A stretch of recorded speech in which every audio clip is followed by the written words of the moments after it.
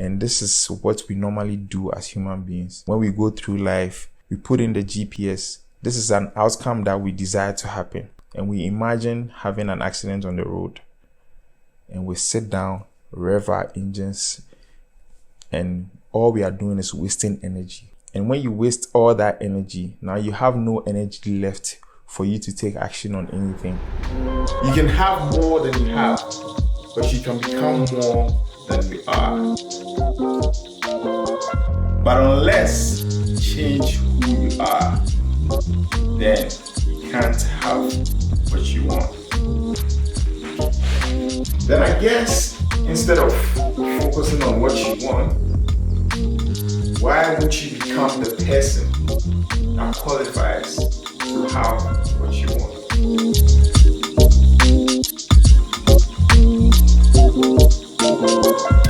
Hey folks, welcome back to the channel. It's your boy Sammy, and I'm back again with another video.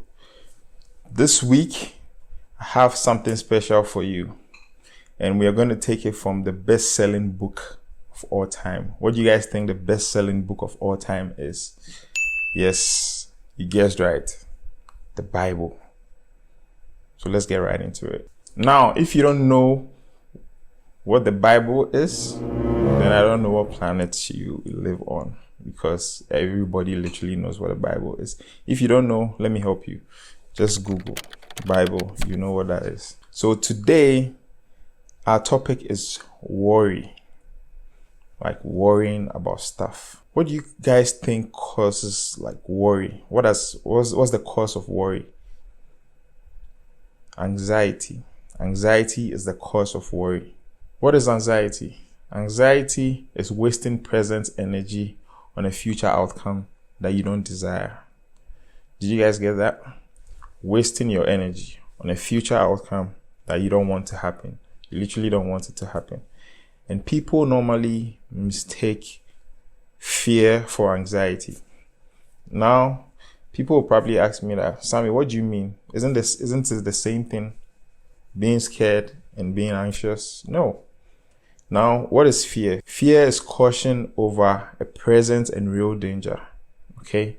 When you see the thing, when it's vivid to you, just in front of you, that's when fear occurs. But anxiety is caution over a future imagined danger. Okay? With anxiety, it never serves you at all. It never serves you. Like literally, when you're anxious, you are literally just wasting your time. So let me take you guys to church a bit. So we are going to read some scriptures from the Bible that talks about worrying and anxiety. Are you ready? Let's go. Now, before we get into anxiety from the Bible, what God says about anxiety, let me talk about fear a bit. So fear is really good. Fear serves you because it's a real and present danger. You can see the thing, so it's okay to be scared. But anxiety doesn't serve you. Now let's read the scriptures. Now the first scripture is going to come from Philippians chapter 4 verse 6. And what does it say? Be anxious for nothing, but in everything by prayer, supplication with thanksgiving, let your requests be made unto God. Now, God is saying, be anxious for nothing. He didn't say be anxious for some things. He said be anxious for nothing. Nothing means nothing. When God says nothing, he means nothing. When you have anxiety, you are just worrying yourself, basically. Now, another scripture that talks about this, and people will probably say, no, but in Proverbs 6 says, God says that we should go to the ant, use sluggard, consider its ways and be wise, because the ant is always working, saving in summer for winter and saving in winter for summer. So isn't the ants anxious? Isn't that why they are saving food? No. God said go to the ant, use sluggard, because the ant is always prepared. Okay, preparation. When you are prepared, you make room for negative things to happen. Okay, I'm not saying think about negative things, but make room for them, because it's going to happen. Okay, work while it is day, because the night cometh where no man can work. And so many people think it's just talking about working while like it's day. No, but when you take it a bit further, this is what it really means. When it's day, that is when you're happy, that is when the iron is hot for you to take action. When it's day is when you get a business idea to work on. Okay. But night cometh where no man can work. So what is God trying to tell you? Night will come. He said, work while it's day, because night cometh, meaning it's going to come. It's inevitable. Okay. Dark moments are going to happen. So work while it's day, because night is going to come. And connecting it to what the Bible said about the ant. The ant is always working, because night cometh where no man can work. Winter is going to come where they can't, save food anymore. So this is why God is saying, be prepared, but don't be anxious. Now, connecting anxiety to our normal daily lives. This is exactly what we do as human beings. Let's say you decide to take a trip to the airport, okay, or the mall. Then you go down to your car. If you live in an apartment or whatever it is, your house, blah, blah, blah. You go to your driveway, start your car, okay? Then you you put in the GPS, and your gear is on pack, okay? And all you are going to do right now is just rev your engine. So you go, you rev your engine, and your GPS is on saying turn left or back up or whatever it says, okay? And you are scared that because the reason why you are not moving is because you are scared you might have an accident on your way to the airport. So you don't push your gear to drive. All you do is rev your engine. And there's only 3 things that can happen. The first one, you run out of gas. Okay. The second thing that can happen is you're going to disturb your neighbors. Now, the third thing that can happen is you probably blow your engine. Okay. And this is what we normally do as human beings. When we go through life, we put in the GPS. This is an outcome that we desire to happen.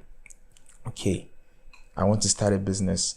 I want to make my relationship with this person good. My relationship with my dad, my parents, blah, blah, blah, good. We sit in the car, put in the GPS, and we imagine having an accident on the road.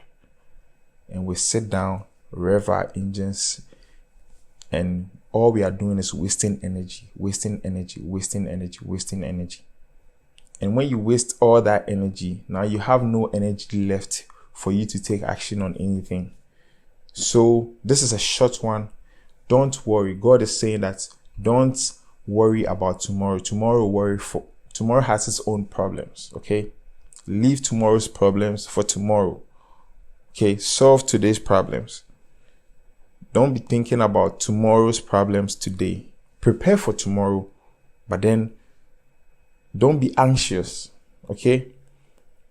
Let's say you are preparing for an exam and you are anxious that, you are not so prepared and you don't know what will happen when you go write this exam. You probably fail, blah, blah, blah. And listen, I'm not saying if you don't prepare and you are not anxious, you won't fail your exam. You fail your exam. But then, instead of being anxious and worrying, why won't you prepare? Make room for negative things to happen and also make room for positive things to happen, so that when it occurs, you are not surprised. Okay. If you didn't study for your exam, you fail. Okay. So don't let it be a surprise that, I didn't study for my exam and I failed. What? Why did I fail? No, you didn't prepare for it, so you failed. Make room for it. So basically, that's all I had to share with you today. Don't worry. Don't worry about stuff. Don't keep so much data in your head that will prevent you from taking action on the things you want. Okay? Because anxiety is what? Caution over a future imagined danger. It hasn't happened yet. You are imagining, it's all in your head. But fear is good. Fear is going to tell you that when you're on the highway, you shouldn't cross somebody's lane without indicating that you are going there, because something can happen. You can die. Okay, that's fear. It's present and real. Okay, but then anxiety is never going to serve you. So that's all I have for you guys for this week. I'll be talking more on fear and anxiety, and our next topic will probably be on faith and doubt. And if you guys want to know more, subscribe to the channel, do all the YouTube stuff, share, let a friend know about this. Don't keep this to yourself, because when you share, what happens? You become the bigger person. You share it once, you get to hear it twice. You share it 10 times, they get to hear it once, you get to hear it 10 times. Okay, so don't be selfish with this knowledge that you have. Share it with somebody. Let them know what you are, accumulating and helping you become the best version of yourself. That's about it. Like, comment, subscribe to the channel, and I'll see you guys next week. It's bye for now.